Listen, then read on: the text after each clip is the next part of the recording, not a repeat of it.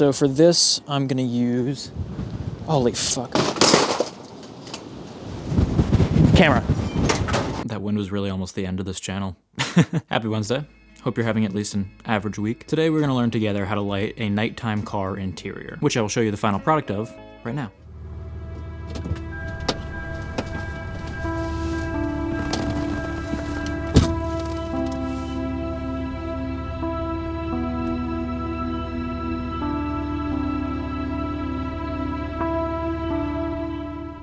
So that's what I ended up getting. If you think it sucks, probably stop watching now, because that's what you're learning how to do. Sorry. I don't know about you, but I know that when I have like kind of a slower period with jobs, my mental health kind of goes in the trash. I just get so incredibly anxious, like just thinking like, oh my gosh, no one's ever gonna hire me again, and I just kind of spiral. And one of the ways that I kind of avoid going down that path is by keeping myself still busy with cinematography stuff, like doing lighting practices. And so this was one of those kind of, let's stave off the mental health crisis and instead make some fun lighting setups. So I thought today I'd kind of share my process on what doing one of these lighting setups kind of looks like for me. So maybe if you're in a similar position, or if you just want to know a way to approach doing a nighttime car scene, then this may help. To start off, when I'm doing any sort of kind of lighting scene practice, I start off the same way.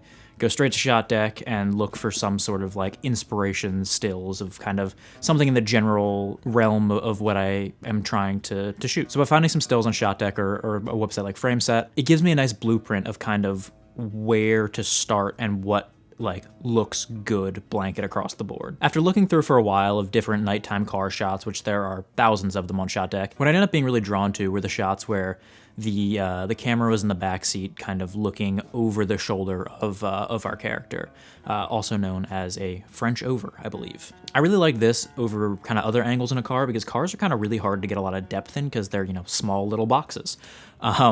And so by doing the French over, we're getting nice foreground elements. We're kind of shooting into the corner of the windows in the car. So it just adds a lot of elements of depth to the frame, and I think gives you the most dimension and probably the nicest looking composition you can get in a car, in my opinion. Once I kind of found like a general idea of the composition I was looking for through reference images, then I actually went outside to my car with my subject, who is my wonderful girlfriend Madison, and we found the actual composition in the vehicle we'd be shooting in. And once we got out there, it really took me like 2 minutes to find the shot that I wanted, because I already had, you know, found those stills and kind of knew generally what the composition I was looking for was. Ended up going with about like a 50mm lens, just gave you some nice compression and kind of like as far back into that corner against the back passenger seat window as I could go with the camera. And that gave us this frame right here. So that's what I ended up going with as a frame. And this is during the daytime, which obviously, you know, we're shooting a night thing. But personally to me, I find it way easier to kind of do all your prep and setup and all that stuff during the daytime when it's light out, so you can, you know, see what you're doing. And just be able to kind of get everything built and lit and set all in the daytime, just roughly where things are probably gonna go. That way, once it gets dark out, all you have to do is really make like small, minute changes and not have to, you know, build everything in the dark, because building lights in the dark blows. So for our key light, we're gonna use the Nanlite Pavo Slim. It's pretty much gonna be replicating that kind of like street light look. I didn't want something that was too big and soft, because in the reference image, it doesn't look like it's a super soft light, and you know, it's kind of motivated off a street light anyways. So, you know, we want it to look like that. One other thing I didn't mention in that little clip there is I did end up raising the Pavo Slim higher up to kind of match the angle of what a streetlight would be, because like where you see it like in the video, it's like going straight into the window. So I did realize that, you know, this would be a bad angle, so I cranked that up probably another 10 feet or so into the air and pointed it down more so it would kind of hit at the angle of where a streetlight would naturally be hitting. The next light I roughed in was our kind of back edge light. For this, I just used one of the 4-foot Pavo tubes, set at 2700 Kelvin.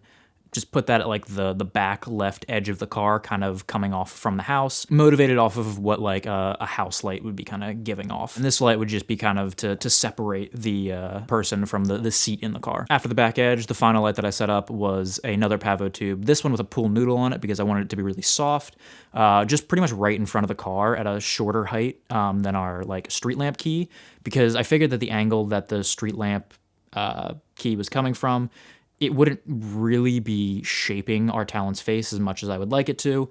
And so this light would do that. and it was just coming straight through that window. And I had this set to 2700 Kelvin as well. After that, it was just kind of getting camera set while the sun finished going down. I couldn't fit my tripod in the back seat, so kind of had to jerry rig it a little bit. Had camera on top of like a light box with a sandbag on top, and that was my tripod, and it worked, and it got us to the height we needed, so it is what it is. It wasn't the most stable thing in the world, so if this was a moving shot, I definitely would not have done this. I would have needed to strap it down in some way, but for a static shot, you know, where the car isn't moving, and you know, it was fine. Now that everything was set and it was fully dark, it was time to kind of start turning on our lights and see where we were at.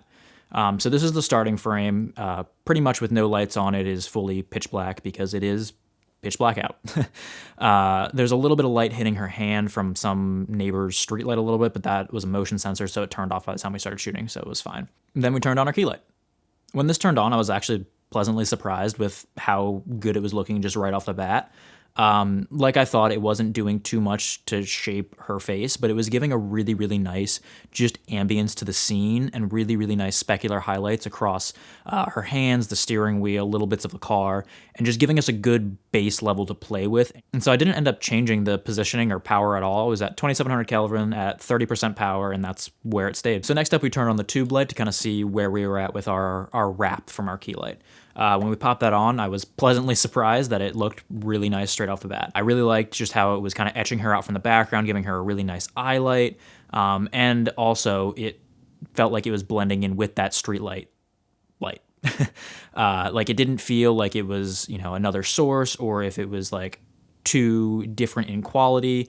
It maybe just kind of felt like it was kind of just pouring in and bouncing off of other things to create that kind of soft wrap. And for the scene, I think the level of it and the way it was playing, it worked really nicely. So I left it as it was.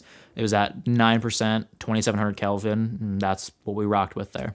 Next and final light that we had set up was the back edge with the tube. I forgot to record the actual like shot on my camera when we turned that light on, but it looked like dog shit originally. Like it was bad. It was just spilling everywhere because we had it horizontal at first, and it was, you know, ungridded, so it was just kind of spilling everywhere. And the fact that it was 2700 Kelvin as well, it was just kind of blending in with everything and really flattening everything out. So what I ended up doing was turning it upright and then changing the color temperature to this kind of angry orange, almost red on the tube. And this I was very happy with.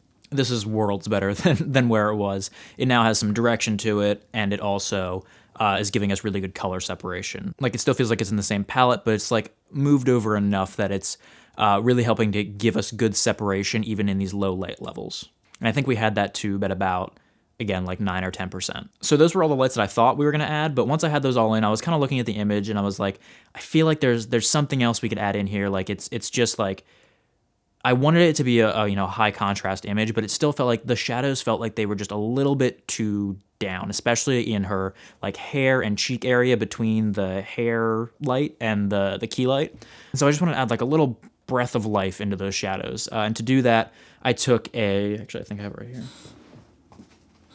Oh, this is just the foam noodle for it, but I had this like little 2-foot tube light with a foam noodle on it that I just sat in the passenger seat, like up against the wall, turned that on at 1% at 5600 Kelvin because that was matching the camera's color temperature, and I didn't want this light to feel like it was colored any way. I just wanted it to feel like it was like nothing, like just ambience that has somehow miraculously been added here. And I turned it on, and it was the worst thing I've ever seen.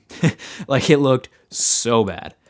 So then I spent the next 5 minutes kind of moving around the car, pointing it in all different directions until eventually I found what worked. And so what I ended up realizing that if I leaned back and bounced it off the ceiling at 1%, it gave just the littlest and enough boost to the shadows that, you know, felt nice and natural, but not like she was getting absolutely mollywopped by a high beam. After adding that little bit of light into the shadows, I felt like lighting-wise we were pretty much good, but I wanted to add like just a little bit of something, just a little bit more pops of highlights, just because we are working at such low light levels that the way to not make it feel muddy is you need to have a lot of like little pops of highlights everywhere. And so we had some good ones with like on the hands and the steering wheel and on the hair and stuff like that, but like I just wanted like a little bit more. And so some of the things I'd seen in the reference images was adding like raindrops to the front windshield. So I decided to try to do that. So I ended up grabbing this rusty watering can from behind my house and just kind of like pouring it all over the car and getting some beads from it. It didn't get as many like water beads as I'd wanted it to. This may also have just been maybe my angle of my key light wasn't fully backlit enough, because with rain you have to fully backlight it for it to be visible. But it definitely did add something, and it added some more specular highlights. But yeah, it was fine enough for this test. Like, it wasn't, a big deal or anything. I didn't really want to mess with the tetanus-filled watering can again, so we just left it at that. And I think overall it looks pretty nice. Here are the shots back to back, so you can kind of see what it looks like from no lighting all the way till the raindrops are added, just so you can see what each thing was doing.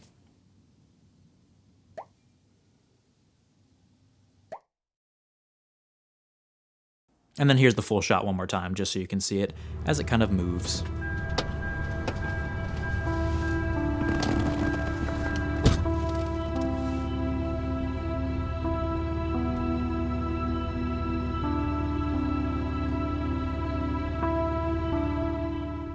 So yeah, overall, I'd say this was a win. It looked pretty decent. There's definitely room for improvement, but overall, pretty happy with it. I'm actually very impressed with the two lights that I roughed in, the key and the wrap light, that they were just kind of perfect right off the bat for this scene. That never happens, so that was cool. The final thing that I want to go over here, and arguably to me, I think the most important part of doing these lighting practices, is going back and critiquing it. I would say probably 50% of the learning comes from doing the setup and, playing with the lights, adding things, taking things away. But I think the other 50% of the learning really does come from going back and looking at it and seeing what you can do better. Normally I'll take a couple days off from looking at it and then come back and critique it. So I will do that now here for you. Let me pull up the shot here real quick. So the first thing that I'm looking at that I would probably change is I want to throw a grid on that tube light that's doing our hair light back here. It's spilling a little bit too much all over the scene. Like, you can see, like, there's like that kind of orangey reddish color on this wall back here, on her hand, on the steering wheel. And I do like a little bit of that. Like, I like it on the steering wheel. I think that's nice and helps to add to the color contrast. I obviously like it on the back of her head. That's what I was trying to do with it. But I think maybe I would try to cut it off from her hand and a little bit off of this wall here, because I think it's ruining our contrast just a little bit. I don't think it's the biggest deal in the world. I think it still looks nice, but I think it would look better if that back edge was controlled a little bit more. So next time I would do this, I would absolutely be gridding that back edge light.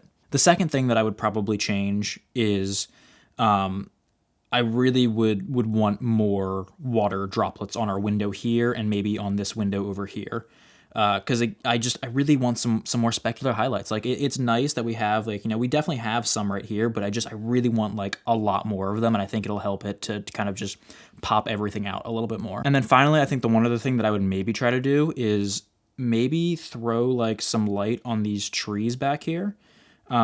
They're fine being dark, but maybe just adding like a kind of hard edge to them might look nice, just to kind of separate those out. I don't know if that would look good or not, but I would probably try it.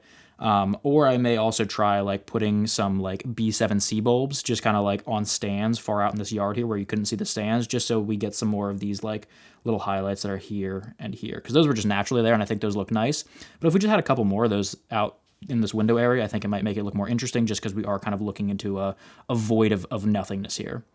But kind of off the bat, that's pretty much all I would change as of now. I'm pretty happy with where everything else was sitting, just kind of as we got it. And like I said, I'm sure, as months go down the line and as I get better, I'll look back at this and be like, wow, that was terrible. I could do so many things different. But as of right now, with my current skill set levels, that's what I would change. So that's pretty much it for today. I hope you're able to find some value in this. If not, sorry.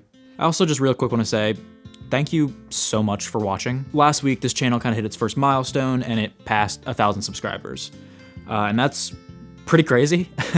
I did not foresee it passing 1,000 subscribers that fast. I don't think I even know 1,000 people in real life. So for me, that's a big number. It's a cool thing. And it just makes me so incredibly happy, because I love filmmaking. Filmmaking is my life. I love cinematography. And so being able to share that with other people who feel the same way and are, excited to learn like I am, like, it's the coolest thing in the world, man. So seriously, thank you so much. And I'm really excited to keep making these videos and to hopefully, provide some value to you. And I'm really, really excited to see where this goes. So I guess that's all. I will see you next week. Later. By and by, there's a